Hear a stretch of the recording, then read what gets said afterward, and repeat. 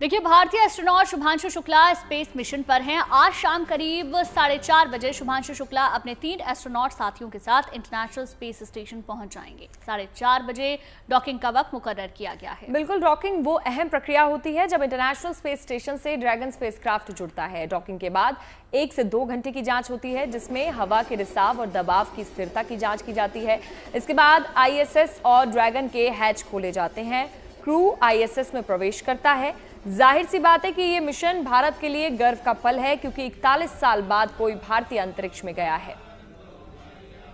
शुभांशु पहले भारतीय होंगे जो ISS पर पहुंचेंगे। कल जब शुभांशु स्पेस मिशन पर रवाना हुए तो महाकाल की नगरी उज्जैन में मिशन की सफलता की कामना की गई। महाकाल के दरबार में शुभांशु शुक्ला की शुभ ISS यात्रा के लिए विशेष पूजा पाठ किया गया और अब आज शुभांशु ISS पर चंद घंटों बाद कदम रखने वाले हैं।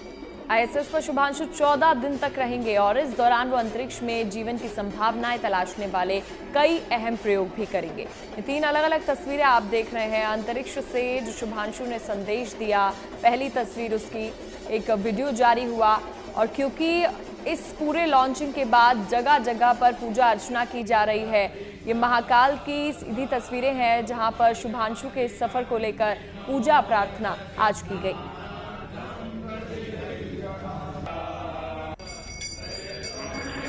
Here with us, but it's an amazing feeling to be in orbit for the first time. When I unbuckled for the first time, I didn't feel 100%, but then everything settled, and when I looked out through the window for the first time, the view was just stunning. Where are we at? Now we are flying over Europe. We have just before this conference we saw passing Italy, Sicily, the Greek islands and the Balkans, and now we are going a bit slightly. और चलिए अब सबसे पहले आपको ये सुना देते हैं कि अंतरिक्ष से शुभांशु का देशवासियों के नाम संदेश क्या रहा। शुभांशु ने क्या कुछ कहा है अपनी इस यात्रा को लेकर, आइए सुनते हैं। नमस्कार, एक छोटा सा संदेश मेरे सारे देशवासियों के लिए।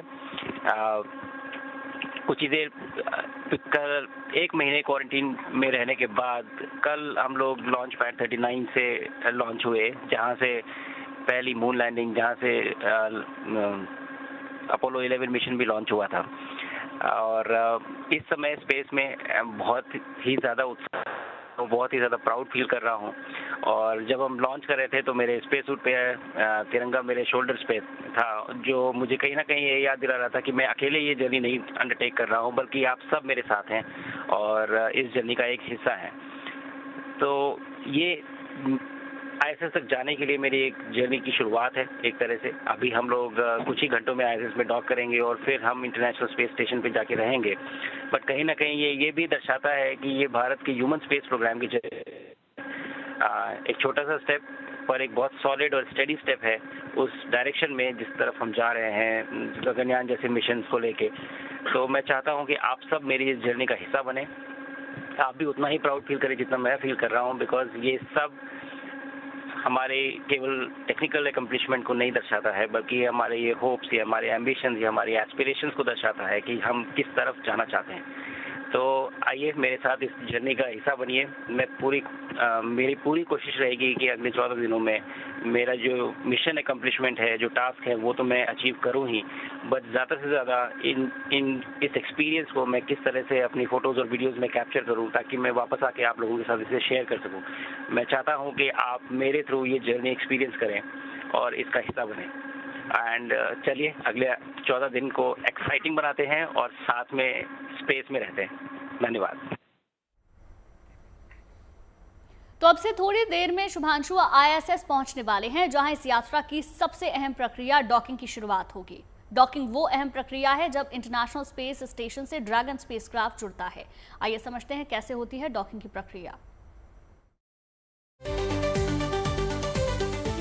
भारतीय वायुसेना के ग्रुप कैप्टन और इसरो के अंतरिक्ष यात्री शुभांशु शुक्ला को लेकर एक्सियोम 4 मिशन अंतर्राष्ट्रीय अंतरिक्ष स्टेशन पर डॉक करने के लिए तैयार है। फॉल्कन 9 रॉकेट और ड्रैगन अंतरिक्ष यान ने फ्लोरिडा में नासा के कैनेडी स्पेस सेंटर से उड़ान भरी है। नासा के मुताबिक स्पेसक्राफ्ट आज ISS के हार्मनी मॉड्यूल के स्पेस फेसिंग पोर्ट पर डॉक करेगा। आपको बताते हैं कि अंतरिक्ष में डॉकिंग क्या प्रक्रिया है और ये कैसे होती है। दो तेज गति से चलने वाले अंतरिक्ष यान को एक ही कक्षा में पास लाकर और एक साथ जोड़ने की जटिल प्रक्रिया को डॉकिंग कहते हैं। इस प्रक्रिया में दोनों यान नियंत्रित रफ्तार के साथ एक दूसरे के करीब आते हैं और इसके बाद उन्हें जोड़ने के लिए डॉकिंग मैकेनिज्म का इस्तेमाल किया जाता है, जो ये सुनिश्चित करती है कि दोनों स्पेसक्राफ्ट सुरक्षित ढंग से जुड़ जाएं। एक बार डॉकिंग की प्रक्रिया पूरी हो जाती है तो अंतरिक्ष यात्री एक प्रेशराइज्ड टनल के जरिए एक स्पेसक्राफ्ट से दूसरे स्पेसक्राफ्ट पर आते जाते हैं। ये क्षमता अंतरिक्ष में बड़ी संरचनाओं को इकट्ठा करने या उपकरण या आपूर्ति को स्थानांतरित करने में काम आती है। अंतर्राष्ट्रीय अंतरिक्ष स्टेशन का निर्माण इसी तकनीक का उपयोग करके किया गया है। और इसी को लेकर प्रोफेसर पीडी सहारे हमारे साथ ज्यादा जानकारी के लिए जुड़ गए हैं। प्रोफेसर, आपसे ये समझना चाहेंगे कि ये जो डॉकिंग की प्रक्रिया है ये एग्जैक्टली क्या होती है, क्रिटिकल मूवमेंट उस बीच क्या होते हैं? देखिए, ये दो ही, एक स्पेस स्टेशन है और दूसरा जो हमारा ड्रैगन यान है, ये दोनों ही एक गति से, अलग अलग गति से वो स्पेस में घूम रहे हैं। अब ये जो इनकी यदि गति, मतलब स्पेस स्टेशन की गति तो जो भी है वो कांस्टेंट है, वहां तो हम कंट्रोल नहीं कर रहे। तो इस यान की गति को हम कंट्रोल करके क्योंकि इतने ज्यादा गति से जब वो यान जा रहा है तो उस गति को हम नियंत्रित करेंगे, थोड़ा थोड़ा कम करेंगे और फिर उसको जोड़ने की जो प्रक्रिया होगी उसको डॉकिंग कहते हैं। और ये एक जटिल प्रक्रिया होती है जैसे कि कहा गया है। और इस प्रक्रिया में जैसे कि उस स्पेस स्टेशन का जो डोर खुलेगा उसके साथ साथ हवा का दबाव है वो भी कम ज्यादा होगा। जैसे क्योंकि अंदर में एक पर्टिकुलर दबाव हवा का या ऑक्सीजन का रखा गया है, बाहर में जो है कि शून्य है या बाहर में जिसको हम कहेंगे कि वैक्यूम है। तो ऐसी परिस्थिति में जब ये दोनों जुड़ेंगे तो उसमें भी दबाव में जो कम ज्यादा होगा वो, तो इसीलिए ये जब डॉकिंग करेंगे तो एक जटिल प्रक्रिया है। सबका अपना जो हवा का दबाव है, ऑक्सीजन की लेवल है, ये सारा ही नियंत्रित किया जाएगा और तभी ही एक दूसरे को जोड़ करके फिर वो एक यान से वो स्पेस स्टेशन में प्रवेश करेंगे। इसी सारी प्रक्रिया को पूरा प्रोसेस आपने बताया कि काफी जटिल होता है, तो क्या उसमें जो टाइम की ड्यूरेशन है उसमें कुछ बदलाव हो सकता है? जो टाइम बताया जा रहा है करीब 4 घंटे 11 मिनट का समय बचा हुआ है, तो क्या उसमें कुछ बदलाव हो सकते हैं? क्या क्या चुनौतियां आ सकती हैं जिसके लिए हमें पहले से तैयार रहना होगा? इसमें तो मुख्य चुनौती ये रहेगी कि स्पीड को नियंत्रित करना। जैसे कि इवन जो कोई भी प्लेन है, इवन वो भी जब लैंडिंग करता है तभी भी उसकी यदि स्पीड या जो गति है वो नियंत्रित नहीं की गई तो फिर जो है कि बहुत सारे, इसी तरह से ये जो गति नियंत्रित करना है ये एक मुख्य चैलेंज रहता है। और वो पहले से ही ऑटोमेशन मोड में बहुत सारी चीजें रहती है, लेकिन जो पायलट होते हैं या जो क्रू मेंबर्स होते हैं उनको ही फाइनल ट्यूनिंग करके ये सारा जो प्रक्रिया को ये देखना होता है। और इसमें मुख्य जो चैलेंज रहेगा वो गति को नियंत्रित करना, उसके डायरेक्शन को नियंत्रित करना, जो उसको यान को से डोर के एकदम पास ले जा करके वो अच्छी तरीके से उसे जोड़ना, ये जो है चैलेंजेस कुछ रहेंगे। डॉक्टर, जब आईएसएस पर शुभांशु शुक्ला उतरेंगे और आईएसएस पे सबसे पहला कदम, सबसे पहला मूवमेंट वहां पर एस्ट्रोनॉट का क्या होता है? देखिए कि जब एस्ट्रोनॉट किसी भी यान से जाएंगे और ये करके तो वो बहुत गति से जा रहे हैं। अब और वहाँ एक गति कम होते हुए जब वो वहाँ जाएंगे तो उसका मेन जो है ऑक्सीजन लेवल उसका मेंटेन करना, उसके बाद में वहाँ पर अपने आप को स्थिर करना, ये सारी जो प्रक्रिया है ये पहले वो रहेगी। फीलिंग डिफरेंट रहेंगी। जैसे कि शुभांशु शुक्ला जी जो है पहली बार जा रहे हैं तो उनके हो सकता है उनके फीलिंग्स डिफरेंट होंगे और उनको जो है थोड़ी परेशानी हो सकती है, पर थोड़ी देर में वो स्थिर हो जाएंगे। क्योंकि इस तरह के जो अभियान होते हैं उसमें बहुत सालों से उनको ट्रेनिंग दी जाती है। जैसे कहा गया कि 2019 से ही उनके जब सिलेक्शन हुआ उसके बाद में काफी सालों तक उनको ट्रेनिंग दी गई है। जैसे वो माइक्रो ग्रेविटी में, जीरो ग्रेविटी में जा रहे हैं, तो हम धरती पर हैं तो हम अपने आप को वजन अपना जो है महसूस करते हैं, लेकिन वहां तो इस तरह की ग्रेविटी ना होने के कारण आपको अपना जो वजन है, जो वेट है, वो बहुत ही कम महसूस करेंगे, जीरो महसूस करेंगे। तो ऐसी स्थिति में आप तो तैरने लग जाएंगे। वहां आपको स्थिर करने के लिए आपको सारा अपना बैलेंस करना पड़ेगा। ये सारी जो प्रक्रिया है और ये फीलिंग्स है वो काफी डिफरेंट रहेगी। बिल्कुल प्रोफेसर, कई सारी चुनौतियां आपने बताई टाइमिंग को लेकर, नेविगेशन अलाइनमेंट को लेकर, और जीरो ग्रेविटी जो सबसे बड़ी चीज़ रहने वाली है, जिसमें कंट्रोल बनाना सबसे मुश्किल टास्क रहने वाला है। बहुत बहुत शुक्रिया आपका तमाम जानकारी देने के लिए। तो भारतीय एस्ट्रोनॉट शुभांशु शुक्ला आज इंटरनेशनल स्पेस स्टेशन पहुंच जाएंगे। कल एक्सियोम 4 मिशन के तहत शुभांशु ने अंतरिक्ष में उड़ान भरी थी और स्पेस स्टेशन में शुभांशु 14 दिनों तक रहेंगे। इस दौरान वो अंतरिक्ष में जीवन की संभावनाएं तलाशने वाले कई अहम प्रयोग भी करेंगे। 4, 3, 2, 1, ignition and lift off. अंतरिक्ष में हिंदुस्तान की कामयाबी की नई इबारत लिखने निकले शुभांशु का सफर आज अपने मुकाम तक पहुंच जाएगा। दोपहर करीब 4:30 बजे उनका अंतरिक्ष यान इंटरनेशनल स्पेस स्टेशन पर डॉक कर जाएगा। करीब 28 घंटे के लंबे सफर के बाद शुभांशु इंटरनेशनल स्पेस स्टेशन पहुंचकर एक इतिहास रच देंगे। शुभांशु वो पहले भारतीय होंगे जिनके कदम इंटरनेशनल स्पेस स्टेशन पर पड़ेंगे। शुभांशु स्पेस स्टेशन में 14 दिन रहेंगे और इस दौरान वो अंतरिक्ष में जीवन की संभावनाएं तलाशने वाले कई अहम प्रयोग करेंगे। पहला प्रयोग मांसपेशियों पर पड़ने वाले प्रभाव से जुड़ा है। ये प्रयोग मांसपेशियों के नुकसान के कारणों और उपचार की रणनीतियों को समझने के लिए है। दूसरा प्रयोग फसलों के विकास से जुड़ा है, जिसमें 6 प्रकार के फसलों के बीज के विकास और जीन में बदलाव का अध्ययन किया जाएगा। तीसरा प्रयोग बीज अंकुरण से जुड़ा है, जिसमें बीजों के अंकुरण और पोषण में बदलाव का अध्ययन किया जाएगा। चौथा प्रयोग टार्डिग्रेड्स पर है। ये प्रयोग अंतरिक्ष में जीवों को सहन शक्ति को समझने में मदद करेगा। पांचवा प्रयोग माइक्रो एल्गी, जिसमें 3 प्रकार के माइक्रो एल्गी का अध्ययन होगा। छठा प्रयोग साइनोबैक्टीरिया का अध्ययन, जिसके तहत 2 प्रकार के साइनोबैक्टीरिया के सेलुलर और बायोकेमिकल व्यवहार का माइक्रोग्रेविटी में अध्ययन होगा। और 7वां प्रयोग माइक्रोग्रेविटी स्क्रीन इंटरैक्शन है, जिसमें अंतरिक्ष में कंप्यूटर स्क्रीन के इस्तेमाल से आंखों की गति, फोकस और मानसिक तनाव पर प्रभाव का अध्ययन किया जाएगा। इंटरनेशनल स्पेस स्टेशन पर 14 दिनों का शुभांशु का ये अनुभव भारत के गगनयान मिशन के लिए बेहद मददगार होने वाला है। स्पेस स्टेशन से लौटने के बाद शुभांशु जो अनुभव और डेटा बताएंगे, उसकी मदद से इसरो गगनयान मिशन के लिए आगे की प्लानिंग करेगा। इसरो के वैज्ञानिकों ने साल 2027 में पहली मानव अंतरिक्ष उड़ान का लक्ष्य रखा है, लेकिन इसमें कई चुनौतियां हैं। मसलन मानव कैप्सूल का डिजाइन, पर्यावरण नियंत्रण, लाइफ सपोर्ट सिस्टम का विकास, सीमित बजट में तकनीकी विशेषज्ञता। इन चुनौतियों को देखते हुए साल 2023 में ही भारत ने इंटरनेशनल स्पेस स्टेशन मिशन के लिए अंतर्राष्ट्रीय सहयोग का प्रस्ताव रखा था। साल 2024 में अमेरिका के साथ समझौते के बाद एक्सियोम स्पेस कंपनी के साथ करार हुआ। अब एक्सियोम 4 मिशन के तहत शुभांशु की उड़ान से भारत को मानव अंतरिक्ष उड़ान की उन्नत तकनीक का अनुभव मिलेगा। इसी वजह से एक्सियोम 4 मिशन भारत के लिए बहुत महत्वपूर्ण है।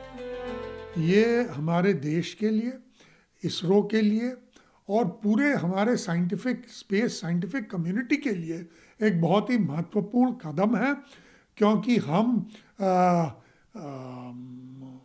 एक एस्ट्रोनॉट को भेज रहे हैं 1984 के बाद और ये जो ग्रुप कैप्टन शुभांशु शुक्ला हैं वही होंगे जो हमारे मोस्ट एक्सपीरियंस्ड एस्ट्रोनॉट होंगे जब हम गगनयान भेजेंगे कुछ 2027 में 2028 के करीब। तो उस टाइम पे वही नेतृत्व करेंगे सब एस्ट्रोनॉट्स का जो हमारी ओर से जाएंगे। तो इसलिए उनका तो बहुत ही बड़ा एक रोल है। एक्सियोम 4 मिशन इस बात का प्रमाण है कि स्पेस मिशन को नासा जैसे सरकारी संगठनों का साथ एक्सियोम और स्पेस एक्स जैसी निजी कंपनियां सस्ता और सुलभ बना रही हैं। एक्सियोम 4 मिशन भारत के लिए एक शुरुआत है, लेकिन इस मिशन के अनुभव के साथ भारत अंतरिक्ष में अपने बड़े लक्ष्यों पर फोकस करेगा। अंतरिक्ष की दुनिया में आने वाले समय में भारत 2027 में स्वदेशी मानव मिशन और फिर 2035 तक अपना अलग भारतीय अंतरिक्ष स्टेशन बनाने की राह पर आगे बढ़ेगा। इसके साथ ही 2040 तक भारत चांद पर भारतीय एस्ट्रोनॉट्स को उतारने पर काम करेगा। शुभांशु का अंतरिक्ष मिशन इन सपनों की नींव रखने का काम कर रहा है। इस मिशन ने भारत को अंतरिक्ष में अव्वल देशों की श्रेणी में खड़ा कर दिया है। एक्सियोम 4 मिशन के साथ शुभांशु ने भारत को वैश्विक अंतरिक्ष मंच पर एक नई पहचान दिलवाई है। ये मिशन सिर्फ भारत की वैज्ञानिक प्रगति का प्रतीक नहीं, बल्कि अंतरिक्ष में भारत के सपनों को मिली एक नई उड़ान का प्रमाण है। Good news today. कल जब शुभांशु शुक्ला अंतरिक्ष यात्रा के लिए फ्लोरिडा के कैनेडी स्पेस सेंटर से रवाना हुए तो रवानगी से पहले उन्होंने अपनी पत्नी के नाम बेहद भावुक संदेश लिखा। इंस्टाग्राम पर पत्नी कामना के नाम लिखा शुभांशु का संदेश अब सोशल मीडिया पर वायरल हो रहा है। देखिए report.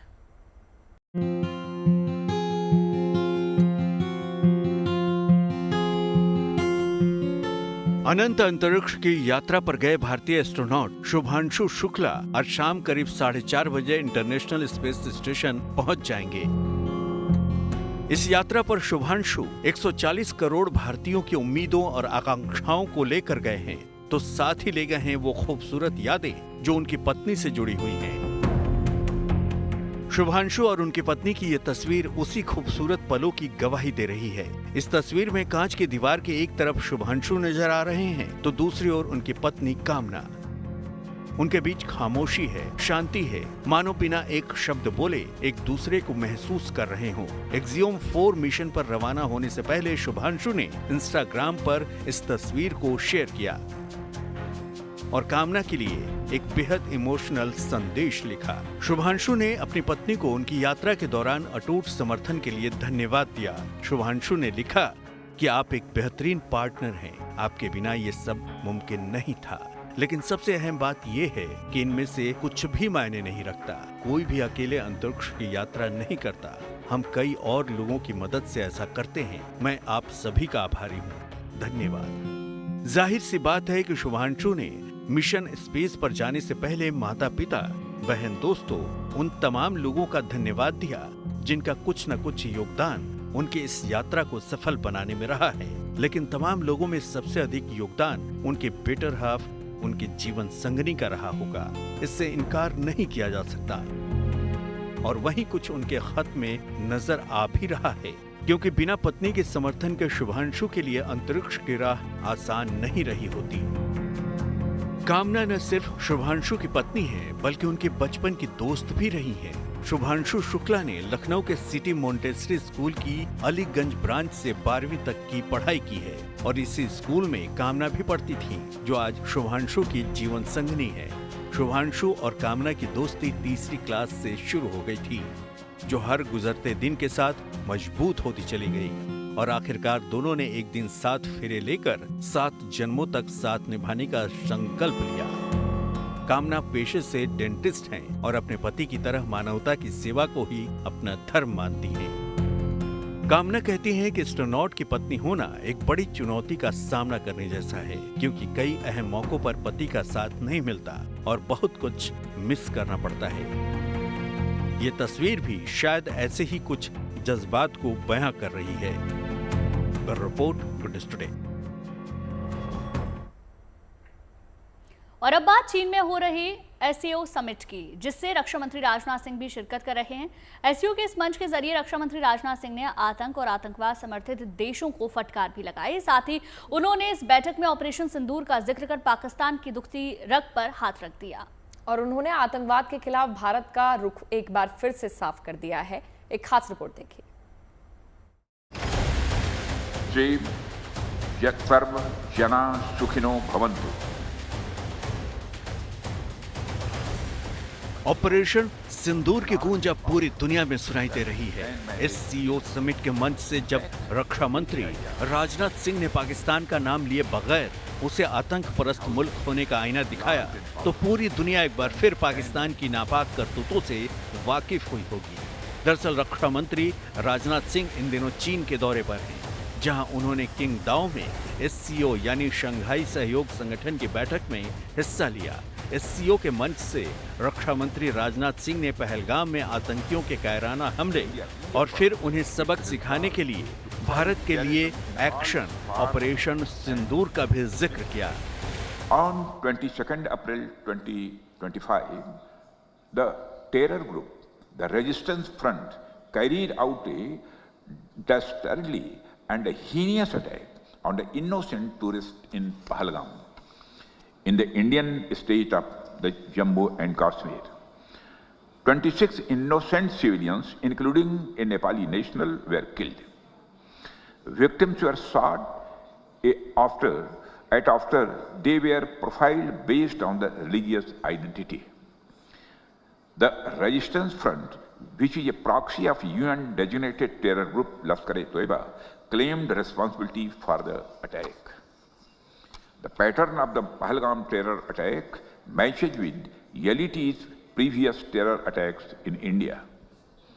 In exercising its right to defend against terrorism and preempt as well as deter further cross-border terrorist attacks, India on 7th May 2025 successfully launched Operation Sindoor to dismantle cross-border terrorist infrastructure.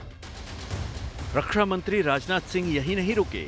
SCO के इस मंच से रक्षा मंत्री आतंक और आतंकवाद प्रायोजित देशों पर जमकर बरसे और आतंकवाद के खिलाफ भारत का रुख साफ कर दिया। उन्होंने इस मंच के जरिए एक बार फिर दुनिया को संदेश दिया कि भारत आतंकवाद के खिलाफ आगे भी इसी तरह से निर्णायक कार्रवाई करता रहेगा। Some countries use cross-border terrorism as an instrument of policy and provide shelter to terrorists. There should be no place for such double standards. SCO should not hesitate to criticize such nations. India's zero tolerance for terrorism is manifest today through its actions. This includes our right to defend ourselves against terrorism. And we have shown that epicenters of terrorism are no longer safe and we will not hesitate to target them. रक्षा मंत्री राजनाथ सिंह का ये चीन दौरा कई मायनों में बेहद खास है, क्योंकि मई 2020 में LAC पर चीन से सैन्य टकराव के बाद भारत के रक्षा मंत्री की ये पहली चीन यात्रा है। इस बैठक में रक्षा मंत्री राजनाथ सिंह ने आतंकवाद पर फटकार के अलावा सुरक्षा और विश्वास की कमी पर भी चिंता जाहिर की। साथ ही SCO के मंच से उन्होंने आपसी क्षेत्र में शांति और सुरक्षा बनाए रखने पर भी जोर दिया। Bureau report, good news today. और अब बात भारतीय वायुसेना की ताकत की, क्योंकि अब आसमान में राफेल का साथ देने के लिए तेजस आ रहा है।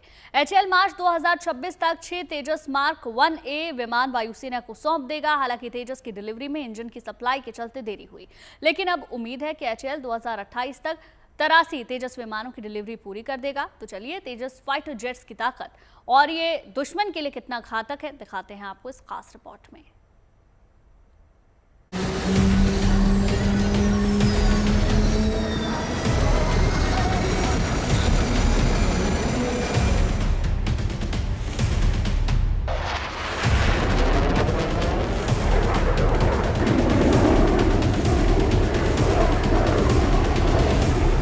अब और बढ़ेगी भारतीय वायुसेना की ताकत। आसमान में राफेल को मिलेगा तेजस का साथ। फाइटर जेट्स तेजस के आगे दुश्मन होगा बेबस।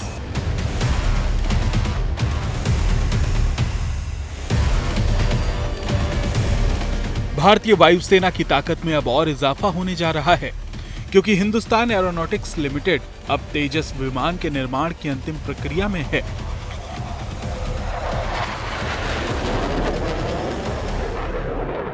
यानी कि अब जल्द ही तेजस फाइटर जेट्स की डिलीवरी शुरू हो जाएगी।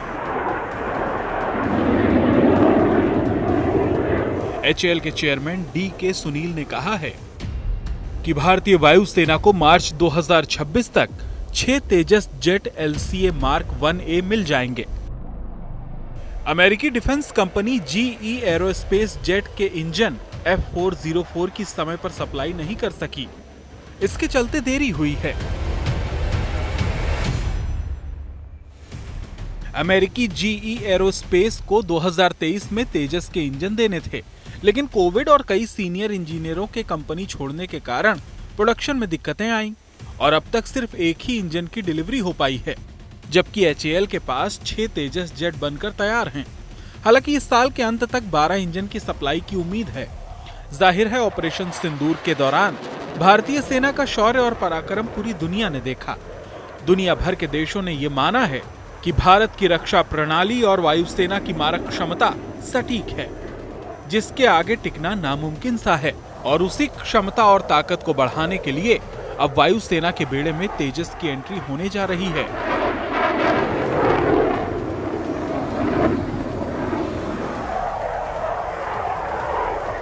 जिसकी क्षमता एक बार में 3000 किलोमीटर तक की उड़ान भरने की है। 13 मीटर लंबे इस विमान का वजन करीब 6500 किलो है, जो 2200 किलोमीटर प्रति घंटे की रफ्तार से उड़ान भर सकता है। इसमें उच्च गुणवत्ता वाले रडार, इलेक्ट्रॉनिक युद्ध प्रणाली भी मौजूद हैं, जिससे कई तरह की मिसाइलों को लॉन्च किया जा सकता है। कहने को तो तेजस भारतीय वायुसेना के MiG-21 लड़ाकू विमानों की जगह लेगा, लेकिन ये विमान MiG-21 से कहीं ज्यादा एडवांस्ड हैं। और तेजस Mk-1A फाइटर जेट 4.5 पीढ़ी का स्वदेशी लड़ाकू विमान है, जो न सिर्फ टारगेट को पूरी सटीकता के साथ ध्वस्त करने में माहिर है, बल्कि किसी भी दुश्मन देश को पल भर में घुटनों पर लाने में भी सक्षम है। इसके लिए भारतीय वायुसेना ने HAL के साथ कुल 180 तेजस Mk-1A का सौदा किया है। पहली खेप 83 विमान, जबकि दूसरी खेप में 67,000 करोड़ रुपए में 97 विमानों का सौदा हुआ है।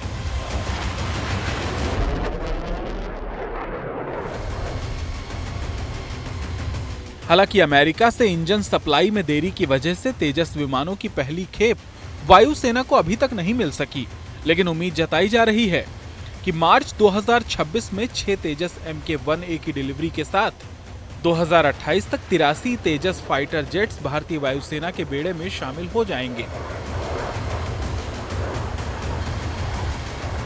Bureau report, good news today. Iran और इजराइल की बात कर लेते हैं। सीजफायर के बाद जेरूशलम में हालात तेजी से सामान्य हो रहे हैं और जेरूशलम और टेल अवीव में अब जिंदगी पटरी पर आने लगी है। अब ना तो सायरन की आवाज सुनाई दे रही है और ना ही कोई भी अलर्ट घोषित किया गया। इजराइल के हालात के बारे में ज्यादा जानकारी दे रहे हैं हमारी संवाददाता शिवानी शर्मा। देखिए, मैं इस वक्त इजराइल में जेरूशलम में मौजूद हूँ। जेरूशलम की वही सिटी जिसे दुनिया की सबसे ऐतिहासिक और बहुत ज़्यादा माइथोलॉजिकली इम्पॉर्टेंट यानी धार्मिक तौर पर भी बहुत ज़्यादा जिसका महत्व है, वहाँ पर मौजूद हूँ। 12 दिन तक जो इजराइल और ईरान के बीच में ये युद्ध चला, इसका डायरेक्ट टारगेट जेरूशलम नहीं था, लेकिन इसके आसमान में क्योंकि जब मिसाइल्स जाती थी ईरान की तरफ से और इजराइल की तरफ से भी एक्शन होता था, काउंटर स्ट्राइक्स होती थी, तो यहाँ के आसमान में वो सब कुछ साफ दिखाई दे रहा था और कुछ डेब्रीज के यहाँ गिरने की भी खबर थी। ये जो शहर है इसका महत्व बहुत ज़्यादा है, इसका इतिहास बहुत ही महत्वपूर्ण है, लेकिन अब यहाँ पर राहत दिखाई दे रही है। चर्च बेल सुनाई दे रही हैं। यहाँ के ऐतिहासिक महत्व के बारे में हम बात करें तो माउंट अलेक्सा यहाँ पर है, माउंट ऑफ ऑलिव्स जहाँ पर मैं मौजूद हूँ, लेकिन इस सब के बीच यहाँ पर ये जेरूशलम के जो लोग हैं वो न सिर्फ राहत महसूस कर रहे हैं बल्कि एक शांति का पैगाम भी कह रहे हैं कि जेरूशलम हमेशा से देता आया है। और अब आपको लेकर चलते हैं जगत के पालनहार भगवान जगन्नाथ की नगरी, जहां विश्व प्रसिद्ध जगन्नाथ यात्रा के लिए तैयारियां की जा रही हैं। कल भगवान जगन्नाथ नगर भ्रमण पर निकलेंगे। भक्त और भगवान के मिलन से जुड़े इस महाआयोजन को लेकर तैयारियां लगभग पूरी हो चुकी हैं। अब बस इंतजार है उस वक्त का जब भगवान अपने दरबार से निकलकर रथ पर विराजमान होंगे और भक्तों को आशीर्वाद देंगे। ये महोत्सव इतना लोकप्रिय हो चुका है कि इस पर्व को देश विदेश में भी धूमधाम से मनाया जाता है। मान्यता है कि भगवान जगन्नाथ की रथ यात्रा का पुण्य 100 यज्ञों के बराबर होता है। ये रथ यात्रा देश, धर्म और तमाम धार्मिक मान्यताओं से परे है और शायद यही वजह है कि रथ यात्रा में कृष्ण भक्तों की भीड़ उमड़ती है। इस महोत्सव में शामिल होने के लिए देश ही नहीं विदेश से भी लोग पहुंचते हैं। यही वजह है कि लोगों की सुरक्षा के लिए पुलिस ने कड़े इंतजाम कर लिए हैं। रथ यात्रा में सुरक्षा के लिए 23,000 से ज्यादा पुलिसकर्मी तैनात रहेंगे।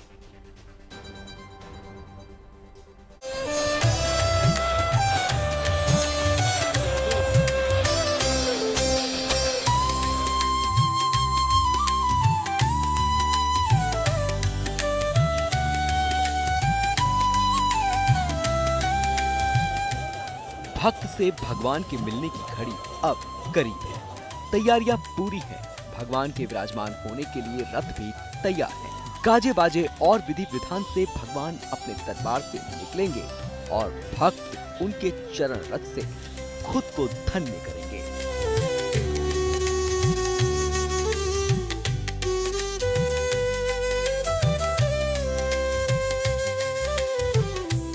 कल यानी आषाढ़ माह की शुक्ल पक्ष की द्वितीया तिथि में रथ यात्रा की शुभ शुरुआत होगी। इस दौरान भगवान जगन्नाथ अपने बड़े भाई बलराम और बहन सुभद्रा के साथ रथ पर विराजेंगे और भक्तों को आशीर्वाद देंगे।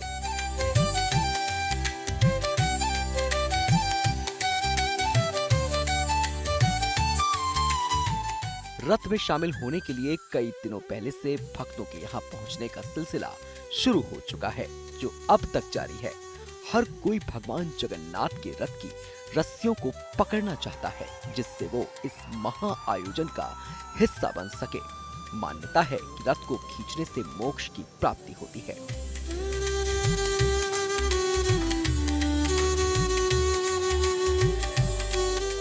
यहाँ पहुंचे भक्त अभी से भजन कीर्तन में लगे हुए हैं। वे बेसब्री से इस महा आयोजन के शुभ घड़ी का इंतजार कर रहे हैं।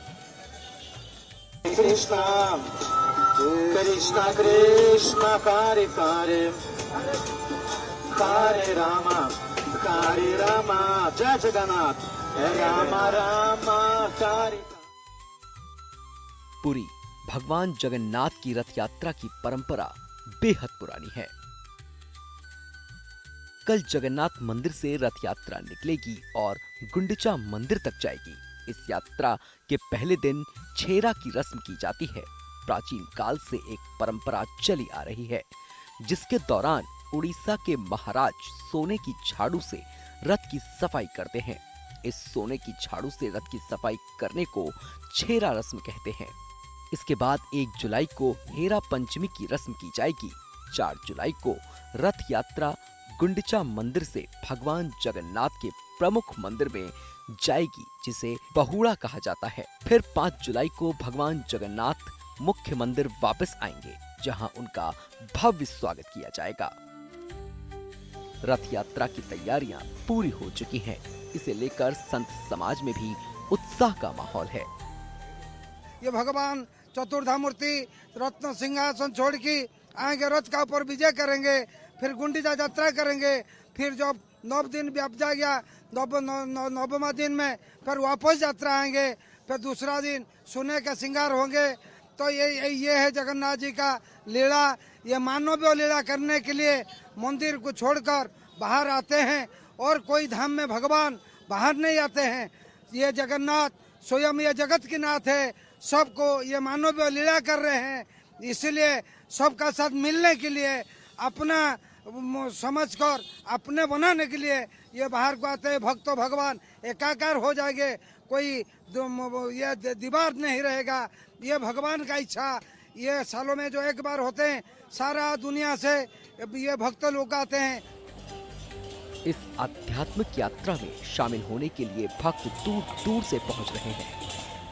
सभी भक्तों को दर्शन देने के लिए ये जगन्नाथ भगवान रथ यात्रा में पधारते हैं, और सिंह द्वार से गुंडिचा मंदिर तक वो जाते हैं। 9 दिन वहाँ पे निवास करके फिर उल्टा रथ में वो पुनः श्री मंदिर में लौटते हैं। जगन्नाथ जी का रथ है ना, ये प्रतिवर्ष नया बनता है। ये रथ यात्रा का एक ऐसा पर्व है जिसमें भगवान जगन्नाथ चलकर जनता के बीच आते हैं और उनके सुख दुख में सहभागी बनते हैं और उनके सारे कष्ट हरते हैं। Bureau report, good news today.